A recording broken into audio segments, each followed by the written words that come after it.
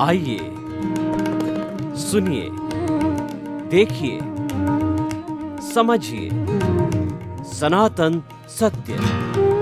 जैसी दृष्टि वैसी सृष्टि, दृष्टि विज्ञान। कुदरत, कुदरती रचना एवं कुदरत के कानून से शाश्वत सुख की प्राप्ति। जोधपुर के परम पूज्य महात्मा उपासक प्रोफेसर डॉक्टर सोहन राज तातेड़ के निर्देशन में सनातन सत्य। जैसी दृष्टि वैसी सृष्टि, दृष्टि विज्ञान।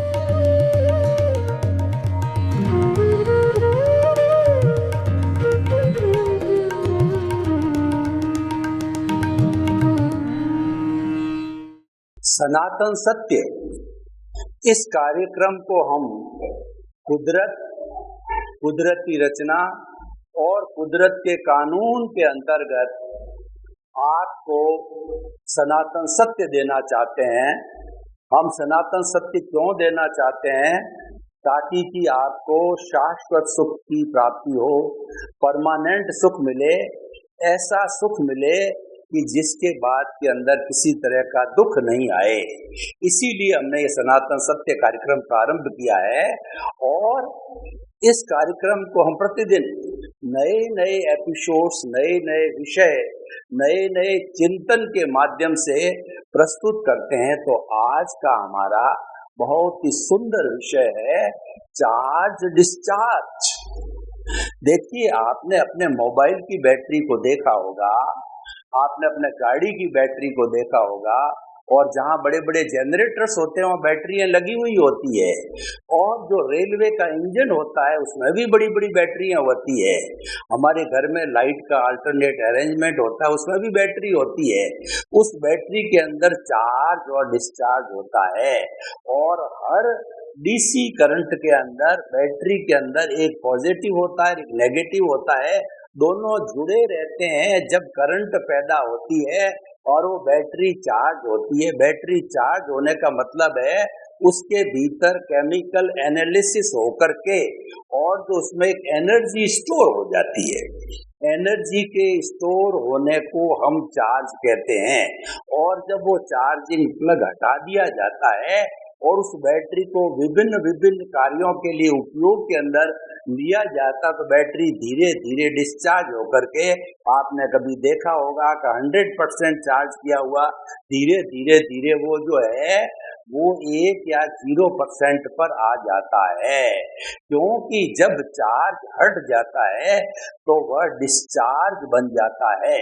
तो ये प्रक्रिया भी हमारे जीवन के अंदर चलती रहती है। तो चार्ज और डिस्चार्ज करने वाली जो हमारा कार्बन शरीर है उसको हम प्रतिष्ठित आत्मा भी कहते हैं, क्योंकि इस शरीर के अंदर मूल स्वरूप के अंदर हमारी जो आत्मा विराजमान है वह तो अक्रिय है, वह कोई भी कार्य नहीं करती है, उसकी मात्र प्रेजेंस होती है। उसकी प्रेजेंस से ही ये सारी बात होती है, उसके प्रेजेंस से ही मैं बोल रहा हूँ, बात कर रहा हूँ, उसकी प्रेजेंस से आप सुन रहे हैं। यानी अगर मूल आत्मा की प्रेजेंस न हो तो कोई भी प्राणी किसी भी तरह की हरकत नहीं करता है और वह मुर्दा कहलाता है। अब देखिए कि जब बच्चे का जन्म होता है तो जन्म होते ही जो है ये हमारा जो पिछले जन्म के अंदर हम चार्ज करके लाए थे बैटरी को, यानी चार्ज करने को दार्शनिक भाषा में, सनातन सत्य की भाषा के अंदर कहा जाता है कि भाव कर्म का होना, भावों का डालना। जो कुछ भी हमारे जीवन के अंदर घटित हो रहा है, सुख आ रहा है, दुख आ रहा है, लड़ाई है, झगड़ा है, यानी मन वचन काया की जो भी क्रिया चल रही है वो तो भुगतान है। लेकिन जो कुछ भी चल रहा है, जो कुछ भी हो रहा है, उसके होने के साथ के अंदर हम कोई प्रतिक्रिया करते या न करते। मुख्य बात जो टर्निंग पॉइंट है, जो जंक्शन पॉइंट है, जो समझने का है, जो जीवन निर्माण का काम है, जो चरित्र निर्माण का काम ये है कि भुगतान आपकी लायबिलिटी है, उसमें आपकी स्वतंत्रता है और उसको आप रोक नहीं सकते, उसको बदल नहीं सकते। आपके हाथ में क्या है? आपके हाथ में ये है कि जो कुछ चल रहा है उसके साथ जुड़ो मत। मैं आपको उदाहरण देता हूँ कि दो जो गुट है आपस के अंदर तू तू मैं कर रहा है, और आप जो है एक दर्शक की भांति इसको देख रहे हो, आप कोई प्रतिक्रिया नहीं करते हो, आप उनसे मुक्त रहते हो, आप बोलते नहीं हो, आप अपना ओपिनियन या अभिप्राय नहीं देते हो, तब तक वो अपना काम करते रहते हैं। तो आप उससे मुक्त रहे और आप प्रभावित नहीं हुए, और उन दोनों गुटों के अंदर अब आपने किसी भी, ये दोनों गुट जो है विरोध में आए हुए हैं, और आपने किसी एक ग्रुप के पक्ष के अंदर कोई बात कह दी तो दूसरा ग्रुप आपसे नाराज हो गया, और इस तरीके से आप उसके साथ में जुड़ गए, आप उससे मुक्त नहीं रहे। तो ये जुड़ने के साथ में आपने कॉज डाल दिया। जब आप जुड़े नहीं थे तब तक तो आप मुक्त थे, और जो ही आप जुड़ गए आपने कॉज डाल दिया, जिसको कि हम अपनी सनातन सत्य की भाषा में कहते हैं कि आपने भाव कर्म का निर्माण किया, आपने एक राग द्वेष की वृद्धि कर दी। ये तो एक भाव कर्म एक कॉज हो गया, क्योंकि the law of the nature, कुदरत का कानून ये कहता है कि हर जो है वो कॉज के साथ में इफेक्ट जुड़ा रहता है। Without the cause there is no effect at all in this world. जब तक कोई कारण नहीं है तो कार्य कभी नहीं होगा, और कारण है वो कार्य में बदलता है, कार्य है वो कारण में बदलता है। तो इस तरीके से आपने एक भाव डाला, एक कॉज हुआ, कॉज से कॉजेज डालने पर बंच कॉज करके कॉजल बॉडी उस पिछले जन्म की आपने पूर्व जन्म की एक कॉजल बॉडी बनाई, वह कार्बन शरीर है, और हर प्राणी का आयुष्य फिक्स होता है, वो पूर्व जन्म में ही बंधन कर लेता है। तो जब वो आयुष्य संपन्न हो जाता है और नया जन्म लेता है प्राणी, तो वो जितनी भी कॉजल बॉडी, जितने भी भाव कर्म है, वो नेक्स्ट बर्थ में जाकर के वो उदय और प्रारब्ध के अंदर बदल जाते हैं। और हम गीता की भाषा में बात करें कि उन्होंने पूर्व भव के अंदर जो है उन कर्मों को संचित किया था, और वो कर्म संचित होते हैं जब पकने लग जाते हैं, और जब संचित कर्म पक जाते हैं तो नेक्स्ट बर्थ में जाकर के वो ही पके हुए कर्म है, कर्म फल देते हैं, जिनको कि हम जो है प्रारब्ध और उदय कहते हैं। वह हमारे सनातन सत्य की भाषा के अंदर डिस्चार्ज कहलाता है। चार्ज पूर्व जन्म में किया आपने, वो सारा का सारा एज इट इज बैटरी के डिस्चार्ज की तरह इस जन्म के अंदर सारा डिस्चार्ज चलता रहता है। तो यही प्रतिष्ठित सारा पुरुषार्थ, जितना भी हमारे जीवन के अंदर पुरुषार्थ होता है, जो है सनातन सत्य की भाषा में एक रिलेटिव पुरुषार्थ होता है, एक रियल पुरुषार्थ होता है, लेकिन ये सारा पुरुषार्थ करने वाली प्रतिष्ठित आत्मा है। पूर्व जन्म के अंदर ये प्रतिष्ठित आत्मा जो है, जो पहले जो है चार्ज प्रतिष्ठित आत्मा थी, और ये नया जन्म होते ही वर्तमान जन्म के अंदर वो डिस्चार्ज प्रतिष्ठित आत्मा होती है, और वो इस डिस्चार्ज की जो बैटरी है मन वचन काया की, वह खुलती रहती है, और उसके अकॉर्डिंगली जो स्टोरेज है, जो संचित किया हुआ संचित कर्म है, जो हमारे उदय और प्रारब्ध के अंदर बदल जाता है, वो हमको सुख दुख की कर्म फल के अनुरूप जो है अनुभूति कराता रहता है। तो ये चार्ज और डिस्चार्ज जो है हमने अच्छी तरह से समझा, तो हमें क्या करना है? मुख्य बात ये है कि हमने ये चार्ज डिस्चार्ज का जो है एपिसोड आज क्यों रखा, कि इसके माध्यम से हम आपको कुदरती रचना और कुदरत का कानून, लॉ ऑफ द नेचर बताना चाहते हैं। कि लॉ ऑफ द नेचर क्या है, कि जैसा चार्ज करके आओगे एग्जैक्टली वैसा ही डिस्चार्ज मिलेगा। जैसा आप पेपर पूर्व जन्म में दे के आओगे, इस जन्म में उसके अकॉर्डिंगली जो है आपको परिणाम मिलेगा, आपको रिजल्ट मिलेगा। जैसा बीज पूर्व जन्म में बो के आओगे वैसा का वैसा ही आपको जो है फल इस जन्म में मिलेगा। तो लॉ ऑफ द नेचर क्या है कि as you will sow so will you reap. जैसी करनी वैसी भरनी। सुख दिए सुख होत है और दुख दिए दुख होत। To the every action there is equal and opposite reaction is the law of the nature. तो वो एज इट इज पुनरावृत्ति होती है और उसके अकॉर्डिंगली हमको सुख दुख की अनुभूति होती है। तो अब हमें करना क्या है, ये आपको क्यों बताया जा रहा है? ये इसीलिए बताया जाता है कि ये चार्ज और डिस्चार्ज तो एक नॉर्मल प्रक्रिया है। ये सामान्य व्यक्ति, सामान्य हर प्राणी करता है, लेकिन आपको विशेष क्या करना है? देखिए, हम आपको हमारा जो लॉ ऑफ द नेचर क्या कहता है कि जो जीवन है उसमें श्रेष्ठ जीवन मनुष्य जीवन है। क्योंकि मनुष्य जो है फुल्ली डेवलप्ड प्राणी है, वो पंचेंद्रिय है और उसके पास में डेवलप्ड मन है, चित्त है, बुद्धि है, आत्मा है, सब कुछ डेवलप्ड है। और वह अगर उद्देश्य बनाता है कि मुझे तो शाश्वत सुख की प्राप्ति करनी है, मुझे परमानेंट सुख की अनुभूति करनी है, परमानेंट सुख को प्राप्त करना है, क्योंकि वह ऐसा सुख होता है जिसके बाद कभी दुख नहीं आता। हम तो अपने इस वर्तमान जीवन के अंदर सुख और दुख के पलड़े के अंदर झूलते रहते हैं। कैसे झूलते रहते हैं? क्योंकि ये उदय और प्रारब्ध के अधीन है। तो जब हमारा पुण्योदय होता है तो हमें संबंध, साधन, धन, वैभव और पद प्रतिष्ठा सब अच्छे से अच्छे मिलते हैं। लेकिन इसी जन्म के अंदर हमारा पुण्योदय जब समाप्त हुआ और पापोदय प्रारंभ हुआ, क्योंकि हमने पुण्य और पाप के कौश डाले थे, तो पापोदय होने पर जो है हमारी इंसल्ट होती है।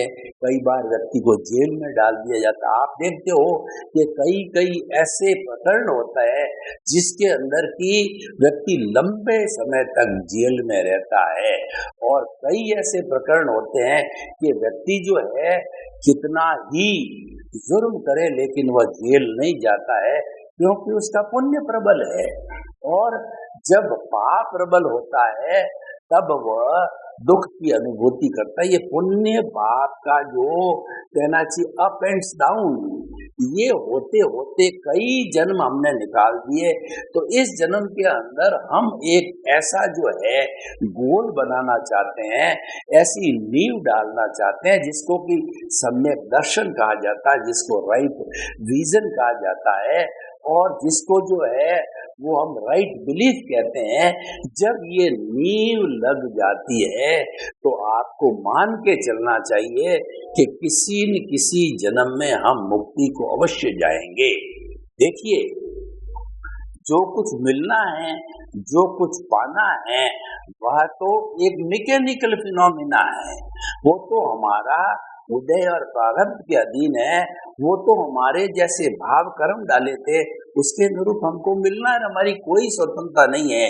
यानी मन वचन काया तथा उससे जुड़ी हुई हर अवस्था मात्र कुदरती रचना है, और वह प्राणी जन्म लेते ही कुदरत के अधीन आ जाता है। और जैसा जैसा उसका उपादान होता है, जैसा जैसा उसके कर्मों का अर्जन होता है, उसके अकॉर्डिंग वह द्रव्य क्षेत्र काल भाव और काल स्वभाव कर्म पुरुषार्थ नियति इसके माध्यम से जो है वह संयोग जुटाती रहती है, कुदरत और हमको देती रहती है। तो मैकेनिकल फंक्शन है। तो और इसके अंदर जब हमारी स्वतंत्रता नहीं, तो इसमें हम टाइम वेस्ट नहीं करें। तो हम ये गोल बनाते हैं कि जो हम आप एक ऐसा चिंतन करो कि जो कुछ चल रहा है उसको मात्र देखते रहो, उसको मात्र दर्शक बनते रहो।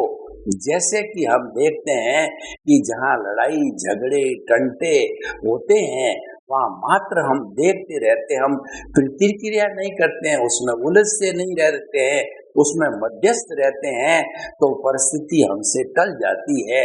और जैसे कि बिजली का करंट चल रहा है, वायर खुला है, लेकिन आपने हाथ नहीं दिया, इसका मतलब आप उससे मुक्त हो। और आपने एसटी लाइन की जो चल रही है या एलटी लाइन चल रही है, तो आपने उस पे हाथ दे दिया, यानी आप जुड़ गए, आपने कनेक्शन कर दिया, आपने संबंध जोड़ दिया। तो संबंध जोड़ते ही जैसी एसटी और एलटी की लाइन है, एसटी के अंदर तो बॉडी भस्म हो जाती है, एलटी लाइन में जबरदस्त ऐसा शौक लग जाता है, कई बार आदमी की स्मृति चली जाती है, कोमा भी चला जाता है। ये क्यों हुआ? ये जुड़ने से हुआ। तो आप इस उदाहरण से जो है ये शिक्षा ग्रहण कीजिए कि जो चल रहा है जीवन के अंदर, मैं उससे नहीं जुड़ूंगा, मैं तो एक अन्य कार्य करने के लिए, और अन्य कार्य बहुत सिंपल है। हमें जीवन के अंदर एक मात्र दर्शक बनना है। आप कहते हो मैंने पुरुषार्थ किया है, तो वह पुरुषार्थ तो क्या है, ऑटो मोड से मैकेनिकल दृष्टि से हो रहा है। आप अपने आप को पुरुषार्थी मानते हो तब भी हो रहा है, नहीं मानते हो तब भी हो रहा है। मैं आपको एक दो उदाहरण देना चाहता हूँ कि आपने तो लक्ष्य बनाया कि मुझे करोड़पति बनना है, और उसके अकॉर्डिंगली जो है आप अपनी सारी प्लानिंग करते हो, और जब आपके 5 साल 10 साल 20 साल निकल जाते हैं, आप नफा नुकसान आपकी बैलेंस शीट निकाल जाते हो, तो आप देखते हो मैं तो वहीं का वहीं हूँ। व्यक्ति कई बार जीवन के अंदर बहुत परिश्रम करता है, लेकिन वो कोल्हू का बैल बना रहता है। कोल्हू का बैल जो है खूब चक्कर लगाता है, घाणी के इर्द गिर्द के अंदर उसकी आंखों के पट्टा बांध दिया जाता है ताकि वो उसको चक्कर नहीं आए, लेकिन खूब दिन भर घूमते घूमते जब उसके आंखों से पट्टी हटाई जाती है, तो वो देखता है मैं तो जहां मुझे बांधा गया था वहीं का वहीं खड़ा हूँ। तो ये जो है सारा मैकेनिकल होता है। आप खुद जीवन में देखते हो, कई बार परिश्रम करने से हमारे चाहे हुए से कुछ नहीं होता है, लेकिन आप मान लेते हो कि मैंने पुरुषार्थ किया, वो आपका पुण्य था और आप कह रहे हो मैं अच्छा बना। वो पाप था कि आप कह रहे हो कि मेरे जो है वो मेरे कर्म बुरे हैं, इसीलिए मुझे भगवान को दोष देते हो, या किसी देवी देवता को दोष देते हो, किसी जादू टोने को दोष देते हो, उसने ऐसा करा दिया। लेकिन वास्तव के अंदर वो प्रारब्ध और पुण्य के अधीन होता है। तो हमारे इस जो एपिसोड का चार्ज डिस्चार्ज का निष्कर्ष ये कि ये तो कॉमन फिनोमिना है, ये तो चलता रहेगा। आप चार्ज और डिस्चार्ज से ऊपर उठो, आप तो जो है वो एक ज्ञाता दृष्टा बने रहो। जो कुछ भी जीवन के अंदर घटित होता है उसको देखते रहो। देखते रहने का अर्थ ये नहीं है कि आप जाकर के सो जाओ, कुछ काम मत करो, तो काम तो आप करते रहो। जो कुछ भी आपने सोच रखा है सुबह से शाम तक जीवन भर, वो आप करते रहो, और करते रहो नहीं, वो तो करना ही पड़ेगा आपको, उसमें आपकी स्वतंत्रता नहीं है जब। लेकिन आप उससे मुक्त रहोगे तो मुक्त रहने से कोई तरह की अशांति नहीं होगी, और ये मुक्त रहना ही रियल पुरुषार्थ है। बहुत छोटी बात है पर बहुत इम्पोर्टेंट बात है। तो मैं सनातन सत्य के माध्यम से जो है आपको जो है वो यूनिवर्सल ट्रुथ बताता हूँ, सार्वभौम सत्य बताता हूँ आपको, जो है वो ultimate reality of the Cosmos, ultimate reality of the ब्रह्मांड बताना चाहता हूँ कि आप जो कुछ भी मन वचन काया की क्रिया कर रहे हो, करते रहो, पर उसके अंदर मुक्तता बने रहो, और उसके अंदर आप अपने आप को मत जोड़ो कि यह कार्य मैंने किया है, यह कार्य तो आपके कर्मों ने कराया है, ये आपके प्रारब्ध और उदय ने कराया है, ये आपके पूर्वकृत पुण्य और पाप ने कराया हुआ है, ये जो आप लेके आए हो उसने कराया। और फिर भी आप कहते हो कि नहीं मैंने किया, मैं बड़ा व्यक्ति बना, मैं कुबेरपति बना, मैं विद्वान बना, और जो मेरा धन, मेरा दौलत, मेरा परिवार, यानी मैं और मेरा का जितना संबंध है उसके अंदर आप ऑनरशिप करते हो, आप डूअरशिप करते हो, और उसके अंदर कोई बुरा हो जाता है तो आप ब्लेम और क्लेम करते हो इस व्यक्ति ने मेरा बुरा किया। अरे वो तो आपका निमित्त मात्र है, उसको तो कुदरत ने लाके आपके सामने खड़ा किया है और आपने पूर्व जन्म के अंदर इसके साथ यही व्यवहार किया था। पूर्व जन्म के अंदर भाव कर्म करने वाला एक्स जो है शरीर था और इस जन्म में काम करने वाला जो मेरा ये दिखाई देता शरीर है वह जो है वो वाई है। इसीलिए वाई भूल जाता है क्योंकि करने वाला एक्स था, करने वाला वाई नहीं था। वाई तो भुगतने वाला है। ये सबसे बड़ी हमारे पुनर्जन्म की विडंबना कहिए, विचित्रता कहिए। इस कारण व्यक्ति भूलता है। अगर करने वाला एक्स और वाई सेम हो तो व्यक्ति कभी नहीं भूलेगा, लेकिन एक्स और वाई और आने वाले जन्म के अंदर जेड नाम का प्राणी बन जाएगा, क्योंकि एक्स ने चार्ज किया, वाई ने डिस्चार्ज किया होगा। वाई ने उसको जो है वो पुण्य पाप होगा, उसने जो है वो उदय अधीन के प्रारब्ध होगा। लेकिन अभी वाई जो नया चार्ज कर रहा है वो आने वाले जन्म के अंदर जेड जो भुगतेगा। तो इसीलिए क्या ये तो क्रम चलता रहेगा, ये तो संसार का आवागमन है। अगर हमें इस आवागमन से छूटना है तो चार्ज और डिस्चार्ज जो है उससे आप ऊपर उठो, उसके दर्शक बनो, उसके ज्ञाता दृष्टा बनो। बड़ी सिंपल बात है, उसको देखना सीखो, उसके साथ में मुक्तता रखो, उसके साथ कनेक्शन मत करो, उसके साथ संबंध मत करो। देखिए एक दुर्जन व्यक्ति हमारे सामने आकर के खड़ा हो जाता है और हमको गाली गलौज करता है, हमारे साथ में तू मैं करता है और अगर बोले नहीं तो हमको मारपीट भी कर सकता। वो चाहता कि ये बोले लेकिन हम चुप रहे, वो बोलता रहा तो चुप रहने की स्थिति में बोलता बोलता थक जाएगा। जितनी गालियां उसने दी हमने एक्सेप्ट नहीं की, उसकी आप में वापस लौट गई। वह व्यक्ति वो परेशान होकर के चला जाएगा कि ये तो ऐसा व्यक्ति है कि कुछ बोलता ही नहीं है। तो ये एक ऐसा सच्चा उदाहरण है। हमें जो चल रहा है उसके साथ मुक्त रहना है, उसके मुक्त रहने से जो है हम मुक्ति को जाने जाएंगे। और मुक्त रहने के साथ में हमको चिंतन करना है कि मन वचन काया से जुड़ी हुई हर अवस्था मात्र कुदरती रचना है और मैं तो इससे अलग मुक्त आत्मा हूँ। तो अब हमारा जो विषय है वो कर्मों का चार्ज होना और कर्मों का डिस्चार्ज होना। हमारी शुद्ध स्वरूप जो आत्मा है, जो शरीर के अंदर भूत भविष्य वर्तमान में हमेशा हाजिर रहती है और वो शुद्ध रूप में ही है, वो मुक्ति की अवस्था में ही है, वो अक्रिया है, वो अशरीरी है, वो कुछ नहीं करती, केवल उसकी प्रेजेंस है। उसकी प्रेजेंस है तो हम हैं, उसकी प्रेजेंस नहीं है तो हम मुर्दे हैं। तो इसीलिए जो है वो जो चार्ज डिस्चार्ज करने वाला वो प्रतिष्ठित आत्मा है और चार्ज डिस्चार्ज करने वाली जो फैक्ट्री है वो अंतःकरण है। वो मन बुद्धि चित्त और अहंकार के द्वारा जो है वो बना हुआ अंतःकरण है। ये प्रोसेसिंग फैक्ट्री है चार्ज करने की के और होता है चार्ज सारा भावों के द्वारा चार्ज होता है। और भाव जो है हमारी आत्मा की शक्ति है, वो लब्धि वीर्य है, उस पे जो है वो जड़ के या कुदरत के कानून लागू नहीं होते हैं, वो स्वतंत्र है। क्योंकि ये जो शरीर है ये तो जड़ है और इस पर कुदरत का कानून लागू होता है, इसके ऊपर पूर्वकृत कर्मों का वो जो मतलब इस पर डिस्चार्ज है। ये सारा जो शरीर है वो डिस्चार्ज के रूप में होता है और चार्ज होती है वही प्रतिष्ठित आत्मा जो अभी डिस्चार्ज हो रही है, वो पूर्व जन्म में चार्ज करके जो वही प्रतिष्ठित आत्मा इस जन्म में चार्ज होगी, आने वाले समय में डिस्चार्ज होगी। तो चार्ज जो होता है हमारा सारा भावों के द्वारा होता है और भावों का सीधा संबंध हमारी आत्मा से होता है। उसमें हम स्वतंत्र हैं कि अशुभ भाव डालें कि शुभ डालें या शुद्ध डालें, तीनों तरह के भाव होते हैं।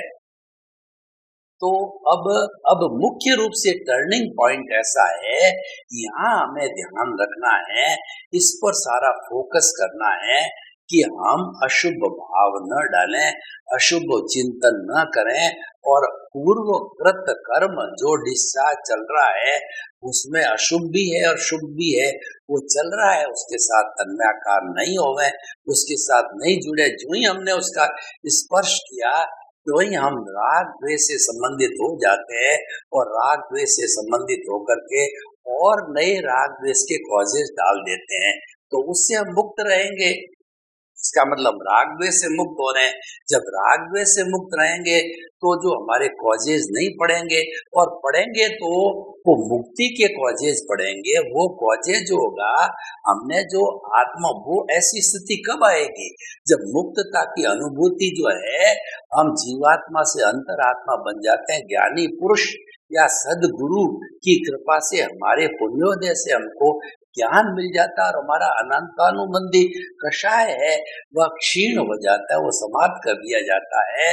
तो नए कर्मों का बंध नहीं होता है। होता है, ऐसा मैं नहीं कहता, बिल्कुल नहीं होता है, होता है, क्योंकि अभी हमारे जो है वो अप्रत्याख्यानी प्रत्याख्यानी संजलन जो है, दर्शन मौन की प्रकृतियां बाकी लोगों, लेकिन वो इतनी डाइल्यूट है कि वह जो है लकड़ी पर जो है रेखा खींचने के समान अप्रत्याख्यानी, और जो बालू रेत पर रेखा खींचने के समान प्रत्याख्यानी, और पानी में रेखा खींचने का स्वजलन इतनी डाइल्यूट है कि वो एज गुड एज डिस्चार्ज होती है।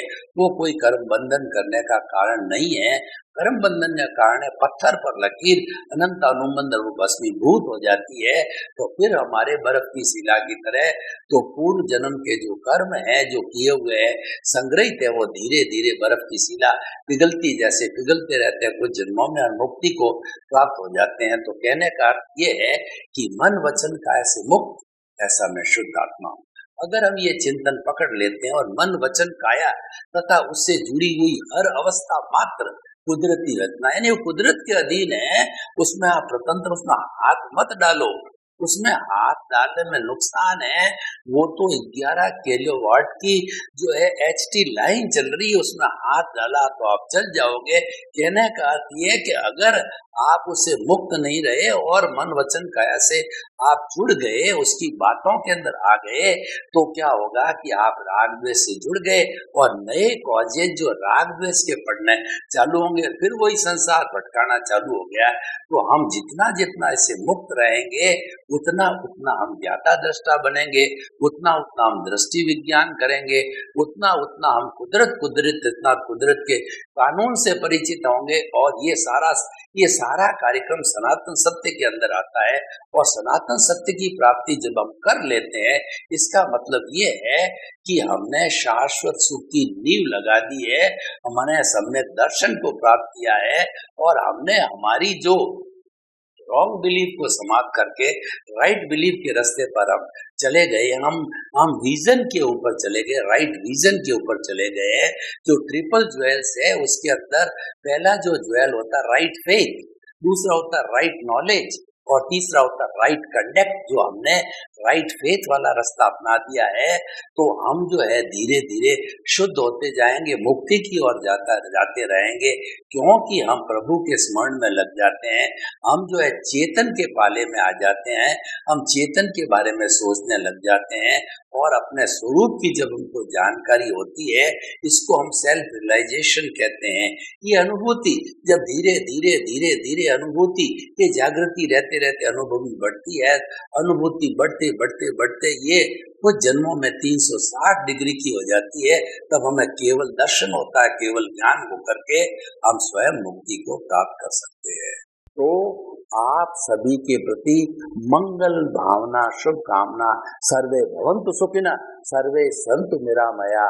लोक के सब समस्त 84 लाख जीवा योनि प्राणियों का मंगल हो, सुख हो, शांति हो, आनंद हो, और वो स्नेह सनातन सत्य और कुदरती रचना, कुदरत के कानून को प्राप्त करके वो मुक्ति की और वो ब्लिस को प्राप्त हो, वो परमानेंट सुख को प्राप्त हो। आपके प्रति मंगल भाव।